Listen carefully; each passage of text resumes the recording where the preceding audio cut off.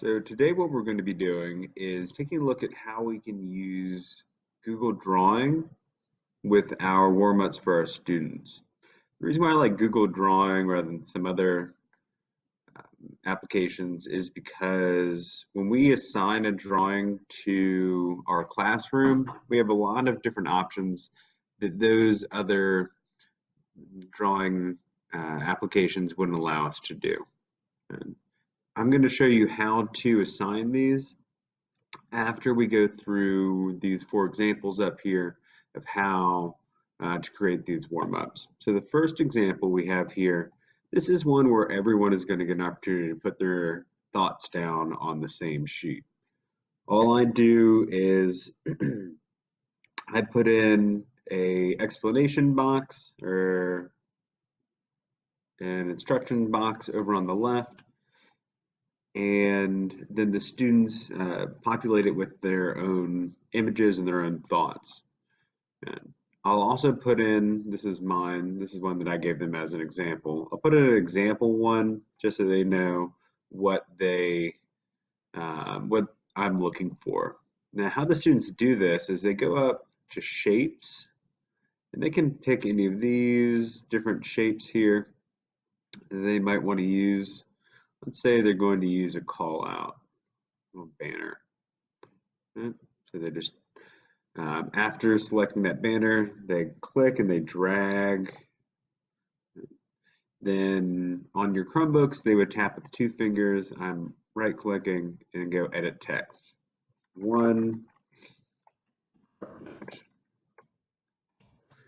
I mean, as easy as that. Now, some students might shy away from everyone being able to write on the same thing, but when we look up here where it says all changes saved in Drive, we can see what each student was doing. So if we have that student that is really in favor of 4-letter words, or maybe putting pot leaves over everything, or deleting other students' work, we can let them know beforehand that it's very easy to see who did what, and to give students that mess with other students' work zeros. So we just click here. Today, this is what I did. Yesterday, this is what I did as well. This is a copy of a previous one. So normally what we'll see is all the students' names listed here, and this is how I'll grade the assignment too. As long as their name is listed here, and I can click on what they did on that particular moment, or I could just do it for completion. Okay. And this will give me something to grade the students on. So when I'm done, I can go back. And again, this one is where all the students are able to write on the same one. How I can do that is I go up here to where it says share.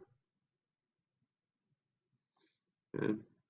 And anyone at Lynchburg City Schools with the link can edit. And I have different options here. Can comment, can view, off if I don't want them to get a shareable link. I select can edit, then copy link copy to clipboard, then go back to my classroom, create an assignment, and I would put the link down here. Okay, so when they click on it, they are able to open up this and add what they want to. Okay. Now it's probably a good idea to put your instructions off to the left. Sometimes I'll put them in the middle, and the students don't realize that they can cover the instructions after they've read them. So if you put them off to the left, students have a little more area to work. Next, what we have here, this is an individual assignment. This is not one where everyone is going to be able to see what the student is doing. I like these because if you look at the directions on the left and the right, you're asking the student to take a picture of their reaction. So here we have Donald Trump putting his big sign on top of this house of cards that is the Iran nuclear deal. On this side, they're going to insert a picture of themselves as though they are a Republican reacting to this email. And I made a short mistake there, it should say cartoon. And on this side, they're inserting a picture of themselves as though they were a Democrat reacting to the cartoon. For them to insert a picture of themselves, we would go to Insert, Image, Take a Snapshot. And it's going to ask them if they want to allow docs.google to access their camera. They just say allow and then close and then allow. Now here's a picture of myself. We'll do the Republican one first. Okay, then we'll do the Democratic one. So let's select the Republican one. There we go. That is the appropriate reaction. Now if I want to insert an image, there was a snapshot. It didn't save the Democratic one, so let's do that again. Wait, Democrat.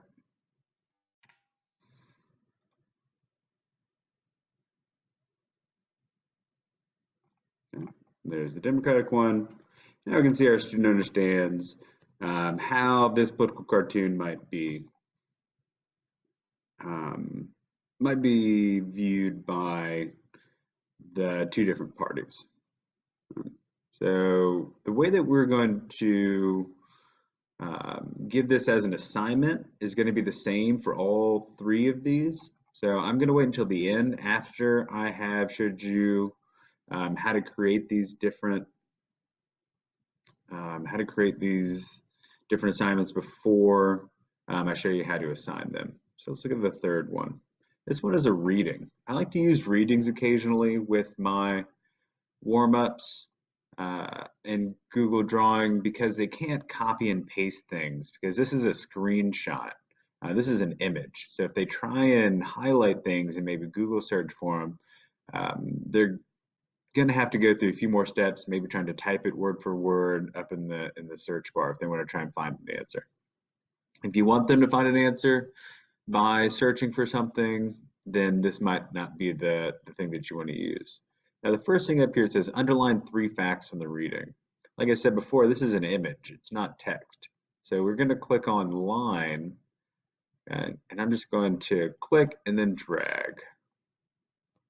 And there's my first fact. Now I still have line selected, so let's do another fact. That's not a fact, and maybe that's not a fact either. Here, let's actually do fact. All right, there's my third fact. Now I can go back using my arrow, and we see here these are 2 text boxes, and I put an A for where I want them to answer.